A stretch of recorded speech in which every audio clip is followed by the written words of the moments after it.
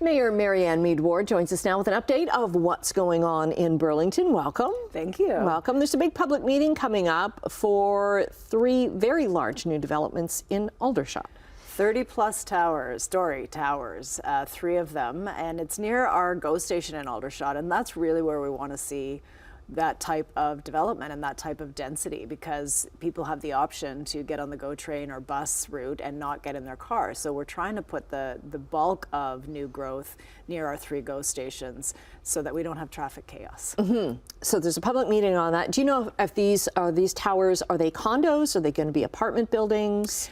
We don't know, and we actually we don't have a say in the tenure. So the builder, we only decide, can you put this here? And, and is the planning, does the planning work, and the scale and all of that? But they decide whether it's rental, condo, and in some of these developments, it's a mix of both, but they don't have to decide that for quite a while. Usually they'll make a decision based on how they get financing. Yes. Right. Yeah. And the pre-sales, they have to pre-sell a huge number of units before they can put shovel in the ground, and that's really tricky right now because of the high interest rates, labor issues, supply chain, and so forth. But the public meeting is at City Hall, 9:30 in the morning on March 4th. March 4th, I think it is. Yes. Yeah, and there will be a report from staff. So we haven't seen it yet, but they will be making a recommendation to us about what they think we should do, whether approve it, conditionally approve it, turn it down, make changes. So that's coming next week. People will be able to read that report and then come. And you don't need to register. It's a statutory public meeting, so you can just come and have your say and tell us what you think. Okay. Speaking of finances, the big city mayors, of which you're a part of, they met recently with Ontario's finance minister. What did you talk about? How did it go?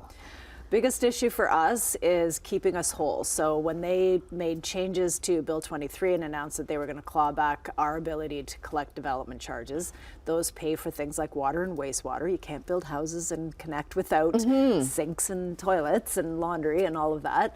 But it also pays for libraries, transit, community centers, things that make a community livable. And so we've said, first of all, don't do this. But if you're going to persist, you need to make us whole. And they've committed to doing that, but they haven't given us any of the details. We also are joining our voices with the Association of Municipalities of Ontario, Federation of Canadian Municipalities, to ask for a new deal for cities.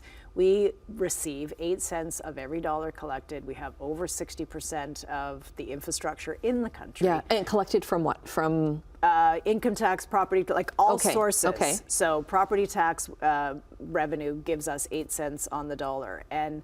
And so we can't continue to build great communities in a great country in this way. And they've already, Toronto has already gotten a new deal with the province. We're like, that's great. We all need a new deal. Right, right. What would you be willing to give up? Because Toronto made some concessions in order to get that deal. I don't know at this point. What we're saying is you don't even have to increase taxes, just redistribute how things are allocated to municipalities in a fair way. So right now, if we want to get federal or provincial funding, and it's both levels of government, we have to wait for a funding announcement or a funding stream to open up. We have to make an application, hope we qualify, wonder whether we're going to get any, some, all. You can't build major capital projects that take years to plan and deliver on a hope and a prayer for an application. So, and the red tape of that is excessive. And so we're just saying this is not just that alone. This is not the way to run a country or a province. And so we actually have said, let's sit down and figure this out. And then we'll talk about if there are trade-offs, if there's different types of revenue sources, what does it look like? How do we distribute this? We just want to, first of all, get them in a room to talk about this. Is that going to happen? It has been happening. I'm an optimist. Okay. So every conference I go to and every meeting I go to where Minister Bethlehem Falvey is there, I raise my hand and he's like, Marianne, okay, I know what you're asking. It's like, we need a new deal. We need to sit down and talk about this. And it's not just me. It's not just Ontario's big city mayors. Rural Ontario mayors are asking for this. The Big City Mayors Caucus of Canada is asking for this.